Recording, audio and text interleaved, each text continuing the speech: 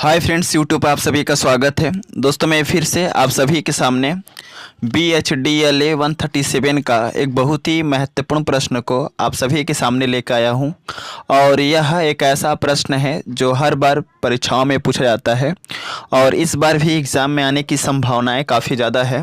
सो आप सभी से हम्बल रिक्वेस्ट है कि आप एग्ज़ाम में जाने से पहले इस प्रश्न को ज़रूर से ज़रूर पढ़ के जाइए, क्योंकि मैं अभी आपके सामने जो प्रश्न बताने वाला हूं यह प्रश्न एग्ज़ाम के लिए काफ़ी ज़्यादा इम्पोर्टेंट है।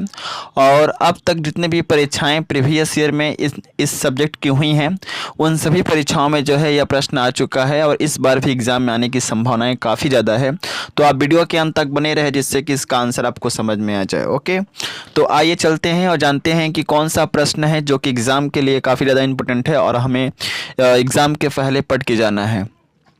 तो प्रश्न एग्ज़ाम में आता है कि संप्रेषण क्या है, संप्रेषण के कितने भेद होते हैं, वर्णन करो। ओके, तो सबसे पहले हम जानेंगे कि संप्रेषण होता क्या है।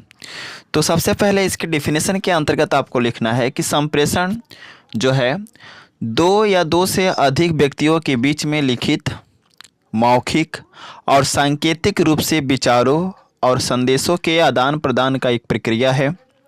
अर्थात सभी मनुष्य अपने मन के भाव को, अपने मन के विचारों को व्यक्त करने के लिए उसे किसी न किसी माध्यम की आवश्यकता पड़ती है।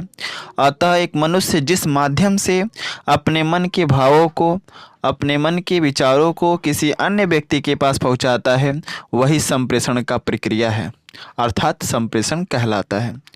जीवन में कोई भी मनुष्य अपने मन के भावों को, अपने मन के विचारों को लिखित, सांकेतिक और मौखिक रूप से ही व्यक्त करता है। समझ गए ना। तो संप्रेषण क्या होता है? संप्रेषण जो होता है दो या दो से अधिक व्यक्तियों के बीच में लिखित रूप में, मौखिक रूप से और सांकेतिक रूप से विचारों और संदेशों के आदान प्रदान का एक प्रक्रिया होता है। जैसे हम पढ़ा रहे हैं और आप जो हैं सुन रहे हैं, यह भी एक तरह का संप्रेषण का एक प्रक्रिया है। जैसे यह कौन सा प्रक्रिया हो गया? हम पढ़ा रहे हैं और आप जो हैं सुन रहे हैं, ये एक तरह का मौखिक संप्रेषण हो गया। समझ गए ना।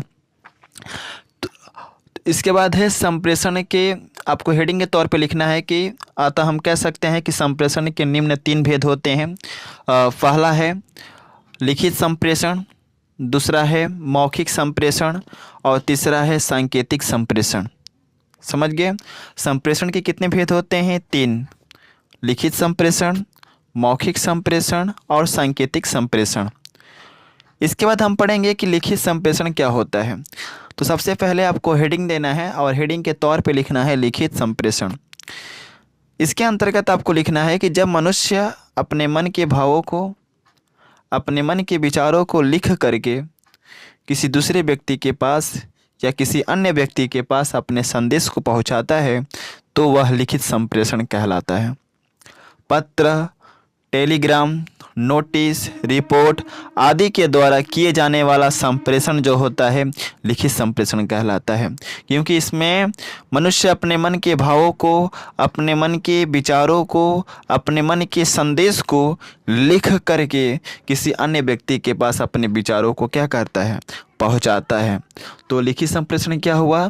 लिखित संप्रेषण वह संप्रेषण है जिसमें कोई भी मनुष्य अपने मन के भावों को, अपने मन के विचारों को लिख करके, बाय राइटिंग, ओके, लिख करके किसी अन्य व्यक्ति के पास अपने विचारों को या अपने भावों को या किसी संदेश को क्या करते हैं? पहुंचाता है।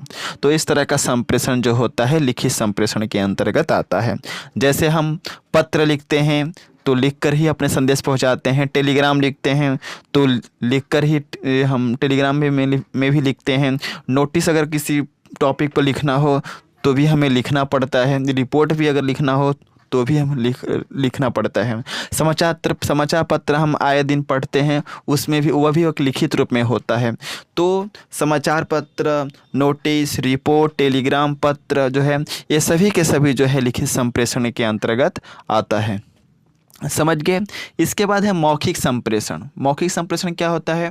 इसके अंतर्गत आपको लिखना है कि जब कोई मनुष्य अपने मन के भावों को, अपने मन के विचारों को बोल करके किसी अन्य व्यक्ति के पास या किसी दूसरे व्यक्ति के पास अपने विचारों को पहुंचाता है, तो इस तरह से किया गया संप्रेषण जो है मौखिक संप्रेषण कहलाता है। आजकल भाषण, मीटिंग, सभा, सम्मेलन आदि आए दिन हम देखते हैं। इन सभी प्रक्रियाओं में मनुष्य अपने मन के भावों को, अपने मन के विचारों को बोलकर ही किसी अन्य व्यक्ति के पास अपने विचारों को क्या करता है? पहुंचाता है। यह मौखिक संप्रेषण कहलाता है। मौखिक संप्रेषण के लिए किसी अन्य व्यक्ति का पास में होना बहुत ज़रूरी है, तभी मौखिक संप्रेषण संभव है। मौखिक संप्रेषण के पहले हम पहले ही बता दिए हैं कि मौखिक संप्रेषण के लिए क्या होता है? किसी अन्य व्यक्ति का पास में होना ज़रूरी है, यानी कि एक वक्ता होगा, दूसरा श्रोता होगा।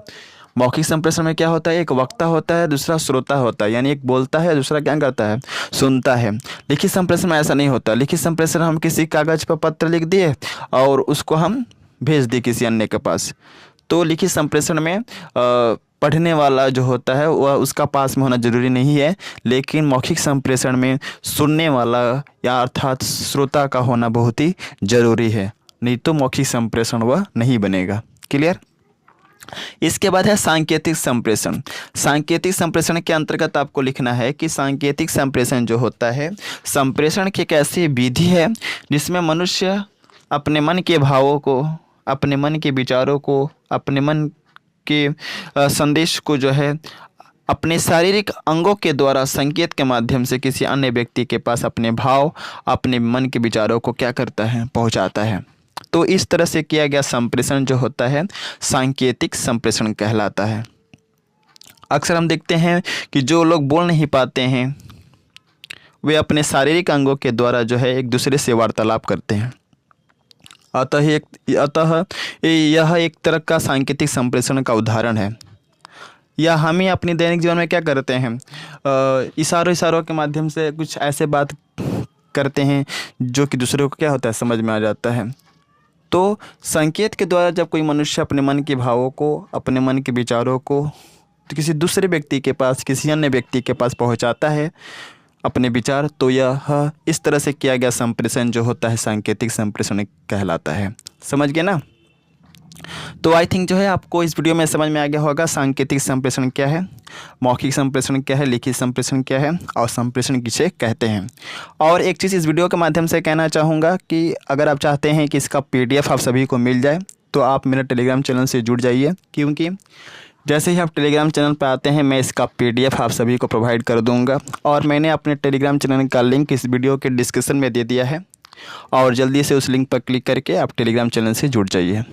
और यह वीडियो ज़रा सा भी अगर अच्छा लगा हो तो आप वीडियो को लाइक कर सकते हैं और चैनल को सब्सक्राइब कर सकते हैं। So best of luck for all of you for your exam and thanks for watching my video. जय हिंद, वंदे मातरम।